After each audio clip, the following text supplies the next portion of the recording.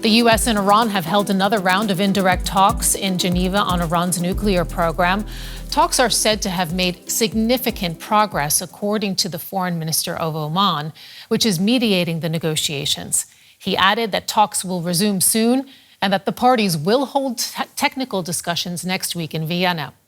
Now, these negotiations are being seen as a last chance to avert further military action as the U.S. assembles a naval task force around Iran. U.S. President Trump has threatened to launch more strikes on the country unless there's a deal. But Iran has also made clear it's prepared to defend itself. The world's largest aircraft carrier, the USS Gerald Ford, leaves the Greek island of Crete to head to the Middle East. This is just part of the biggest American military buildup in the region since the invasion of Iraq over 20 years ago.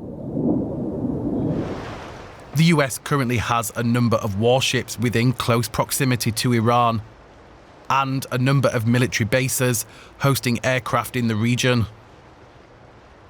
Reuters confirmed that one of the vessels off the coast of Oman was the USS Abraham Lincoln after it analysed satellite imagery. Speaking earlier this week during his record-breaking State of the Union address, US President Donald Trump made clear what threat his administration thinks Iran poses. They've already developed missiles that can threaten Europe and our bases overseas, and they're working to build missiles that will soon reach the United States of America. After Midnight Hammer, they were warned to make no future attempts to rebuild their weapons program, and in particular, nuclear weapons, yet they continue. Iranian President Masoud Pezeshkian says his country is not seeking a nuclear weapon. But Foreign Minister Abbas Araghchi told Iranian television on Wednesday that while they are willing to talk, they do have their own red lines. We are ready to answer questions. We are ready to remove concerns, but we are not ready to give up our right for peaceful use of nuclear technology. This is what we demand.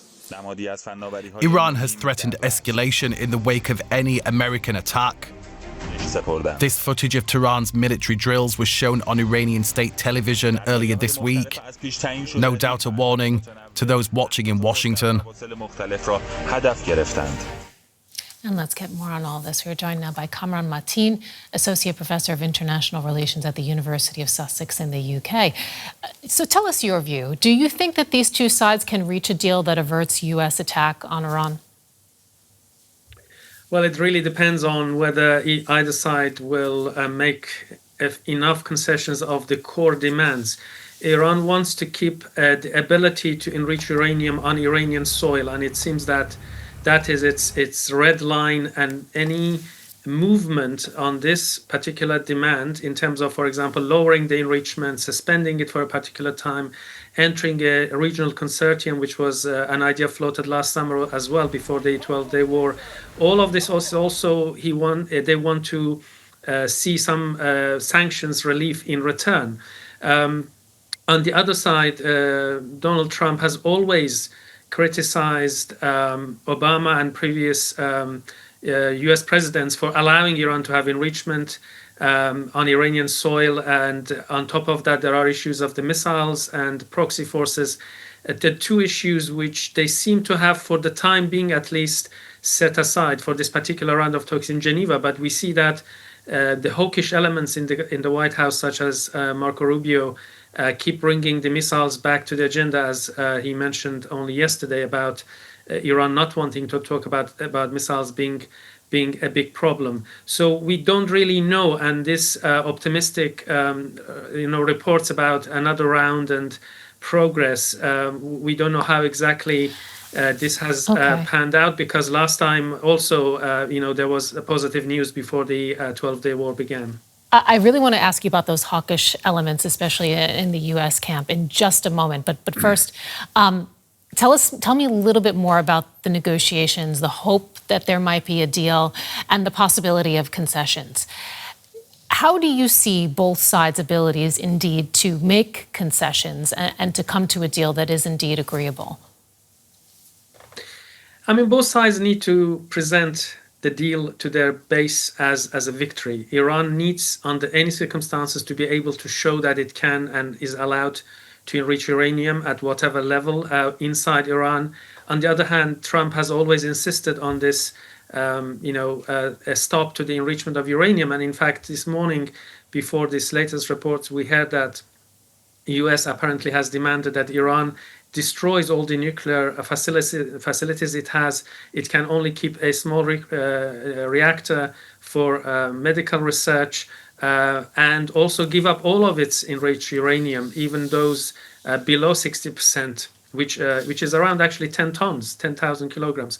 So these are not confirmed, so we don't know if this is really the case. But if this is really demands which US has made, I don't see how Iran can actually agree to that. On the other hand, there are major problems for a potential attack by the US on Iran. There are views from within US military establishment that this is really risky. There is low ammunition for major air defense and missile defense systems, that this will play into hands of China in case they want to attack Taiwan if US uses all its anti-missiles and anti-air missile systems in this particular war. And most importantly, I think there is the exit strategy. What is exactly objective of a US attack? If it's not regime change, what is it exactly? Yeah, talk with us a little bit more about the U.S. objectives here, because you mentioned the hawkish camp in the United States, and some of the narratives that I have been hearing coming out of them. One is the fact that they are saying that the regime is at its weakest that it has been in recent memories, that there doesn't really seem to be much of an appetite to reform there and to put things on a better track in the country. We are seeing this massive U.S. military buildup in the region. What do you think a U.S. strike might look like? An all-out war, a limited military operation? Do you think that regime change is on the table right now for Trump? Yeah, it's true that there is a massive buildup, but the fact of the matter is that the United States is not going to send soldiers on the ground inside Iran, and Iran knows this.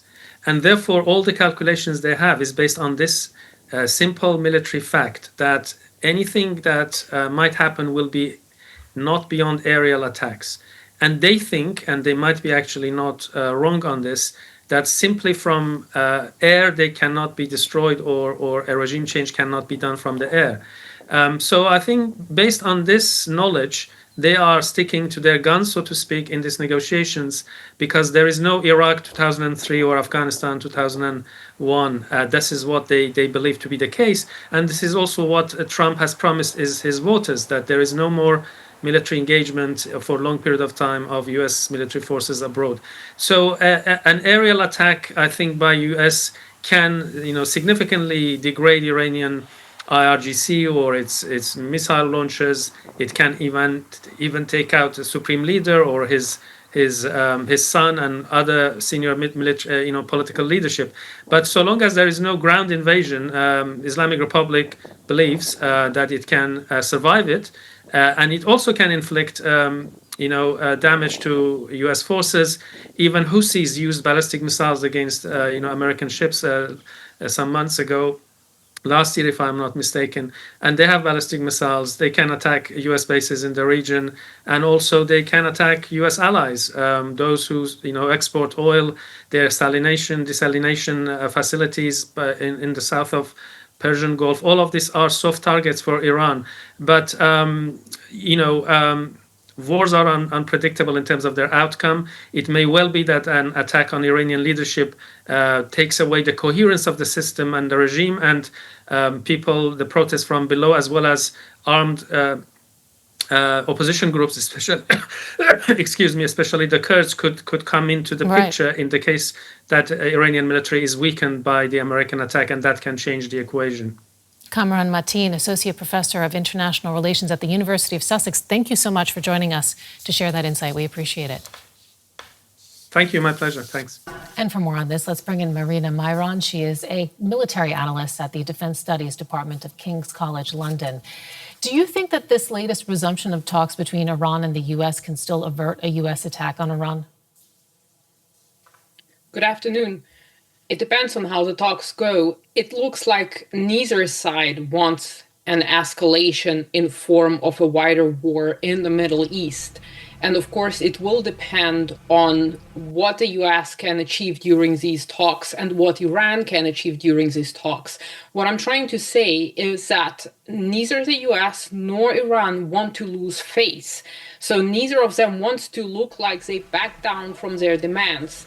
And this means there would have to be some middle ground concerning, for instance, the Iranian nuclear program. One possible way would be to increase monitoring, to introduce more transparency, but in return for that, Iran would want something as well, such as maybe a limited access to financial markets. So these are the possible venues. Of course, we don't know what is going to be discussed and or what the outcome will be, but it looks like there is still hope that both sides want to avert a possible escalation. We shouldn't look at this as an escalation ladder, but rather as a lattice, so they might move horizontally into different directions in terms of finding some points they can work on.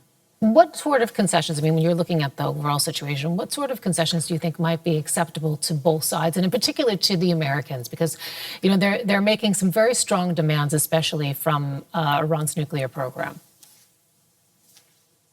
Well, from the American side, it should look like a victory of American diplomacy, specifically keeping in mind the upcoming midterm elections in November this year. Which means that for the Trump administration, the winning point would be possibly more transparency and some sort of limitations on Iranian nuclear program. We have also heard Marco Rubio being concerned about Iranian ballistic missiles. I don't know to what extent Iran is willing to compromise on that specific point, but I think the major point will be the nuclear program, along possibly with diffusing regional tensions and support to Iranian proxies across the Middle East. That could be another possible point of discussion for both sides. Marina, when you look at the conditions on the ground in the Middle East right now, we're seeing this already, massive U.S. military buildup in the region. If these talks break down, what's your assessment? What do you think it could mean? Are we potentially looking at an all-out war here, potential, regional contagion, or a more limited U.S. military operation? There are several scenarios. I think an all-out war is not very likely, or at least not from the U.S. side, because for Donald Trump politically, it would be catastrophic to start another Middle East war. Of course, it doesn't depend only on the US, it also depends on regional actors, it depends on how Iran might respond. What could happen eventually would be a limited precision strike on Iranian nuclear facilities, so that could be the kinetic response. Now, looking at first and second order effects of the strike would be very difficult. We can only guess that Iran, being cornered and fighting for its survival in such a scenario, could retaliate against U.S. bases, could retaliate against Israel, for instance, and that would draw in other actors, and then it could gradually grow into a wider war. And this is why the United States, I think, and both Iran and the United States do not want to go that step. So if negotiations break down, of course, what does it mean they break down? If they don't reach an agreement, they could potentially revise their positions. The U.S. could exert more pressure militarily in terms of coercive diplomacy by showing military force and readiness, and schedule another talk and set specific conditions. So it is not necessary that we will see U.S. strikes straight away if the negotiations break down. Okay. It could also be that they come forward and the U.S. decides to strike. So there is that possibility too. Marina Myron, military analyst in the Defense Studies Department at King's College London. Thank you, Marina. Thank you for having me.